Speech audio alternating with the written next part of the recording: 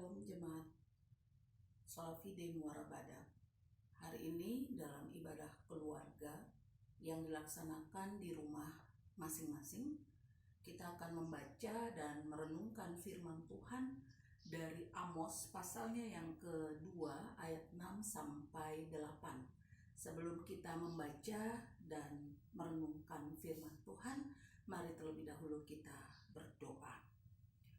Bapa di dalam surga, kami datang menghampiri hadirat-Mu yang kudus, memohon hikmat untuk kami membaca dan merenungkan firman-Mu. Biarlah dengan hikmat dari Tuhan, kami dapat mengerti dan memahami teks Alkitab yang akan kami baca. Berbicaralah kepada kami Tuhan, kami siap untuk mendengarkannya. Di dalam nama Tuhan Yesus, firman yang menjadi manusia, kami memohon. Amin. Jemaat Tuhan disilakan berdiri. Pembacaan terambil dari Amos pasal 2 ayat 6 sampai 8. Firman Tuhan menyatakan, beginilah firman Tuhan, karena 3 perbuatan jahat Israel, bahkan 4, aku tidak akan menarik kembali keputusanku. Oleh karena mereka menjual orang benar karena uang dan orang miskin karena sepasang kasut. Mereka menginjak-injak kepala orang lemah ke dalam debu dan membelokkan jalan orang sengsara. Anak dan ayah pergi menjamah seorang perempuan muda sehingga melanggar kekudusan namaku. Mereka merebahkan diri di samping setiap mezbah, di atas pakaian gadaian orang, dan minum anggur orang-orang yang kena denda di rumah Allah mereka.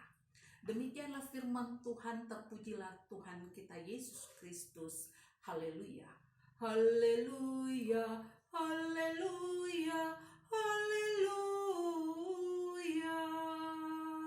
Silahkan duduk. Refleksi atas Amos pasal 2 ayat 6 sampai 8. Dalam kehidupan orang yang beriman tentu mengenal hukum tabur tuai. Apa yang ditabur oleh manusia itu juga yang akan dituainya. Hal ini tentu hendak mengingatkan manusia agar lebih berhati-hati dalam melakukan sesuatu. Jika manusia tidak mawas diri dalam menentukan sikap, maka dampaknya akan kepada dirinya juga. Manusia seringkali lupa bahwa Tuhan selalu mengetahui setiap hal yang dirasakan, dipikirkan, dan yang dilakukan oleh manusia. Karena itulah manusia sering bertindak sesuka hati. Yang terpenting, tidak ada yang tahu selain Tuhan. Manusia lupa bahwa Tuhan bertindak sesuai dengan kasih dan keadilannya. Manusia hanya melihat satu sisi, bahwa Tuhan penuh kasih, maka Tuhan akan mengerti setiap alasan dari tindakan yang manusia lakukan. Namun, keadilan Tuhan itu nyata. Tuhan tidak pernah berkompromi dengan kesalahan dan dosa. Maka apabila manusia telah melakukan penolakan hukum yang berlaku, manusia akan menerima dampak dari sikapnya. Untuk memperdalam refleksi pada malam hari ini, ada beberapa pertanyaan yang akan kita percakapkan bersama dalam keluarga. Yang pertama, Allah memberikan 10 hukum kepada bangsa Israel yang terkenal dengan sebutan hukum Taurat. Kehadiran Tuhan Yesus bukan untuk menjadikan hukum Taurat, bukan untuk meniadakan hukum Taurat, tetapi menggenapinya. Karena itu Tuhan Yesus mengajarkan tentang hukum kasih.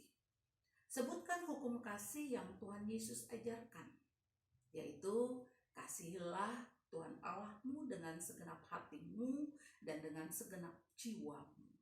Dan hukum yang sama dengan itu adalah kasihilah sesamamu manusia. Dan ketika kita membaca Amos pasal 3 ayat 6 sampai 8, kita dapat menemukan perbuatan yang dilakukan oleh Israel sehingga Allah tidak berkenan yaitu perbuatan yang tidak mencerminkan kasih, baik kepada sesama maupun kepada Tuhan. Dalam teks diperlihatkan bagaimana kehidupan umat menindas sesamanya yang lemah, bagaimana kehidupan umat melakukan tindakan asusila kepada sesamanya, dan bagaimana tindakan umat melecehkan kekudusan Tuhan. Bercermin dari Amos pasal 3 ayat 6-8, sebagai orang yang beriman kepada Tuhan Yesus di tengah situasi sulit saat ini, maka ada hal yang harus kita lakukan, yaitu kita tidak boleh memikirkan diri kita sendiri, tapi kita juga harus memikirkan sesama. Dan bukan hanya sebatas sampai pada pemikiran, tapi ada tindakan yang juga kita harus nyatakan, yaitu yang mewujudkan kasih kita kepada Allah dan nyata dalam kasih kita kepada sesama. Dan hal yang tidak boleh kita lakukan dalam situasi sulit bercermin dari Amos pasal 2 ayat 6-8 ini adalah janganlah kita melakukan sesuatu yang hanya mengutamakan kepentingan kita dan akhirnya mengorbankan sesama, terlebih mengorbankan Tuhan. Percayalah, ketika kita melakukan apa yang menjadi kehendak Tuhan di dalam hidup ini, sesuai dengan hukumnya, sesuai dengan perintahnya, maka kita akan mendapatkan yang terbaik di dalam hidup ini. Amin. Mari kita berdoa. Tuhan Yesus, terima kasih untuk firman yang boleh kami baca dan kami renungkan. Biar firman ini menjadi bagian dalam hidup kami, agar kami benar-benar selalu mawas diri untuk melakukan sesuatu di dalam hidup, terlebih dalam situasi sulit saat ini. Kiranya Tuhan mau membimbing, menuntun kami, agar jalan kami tidak tersesat, agar kami tetap mengikuti apa yang menjadi aturan dan hukum yang berlaku, yang tentunya sesuai dengan kehendak Tuhan. Di dalam nama Tuhan Yesus, firman yang menjadi manusia, kami memohon. Amin.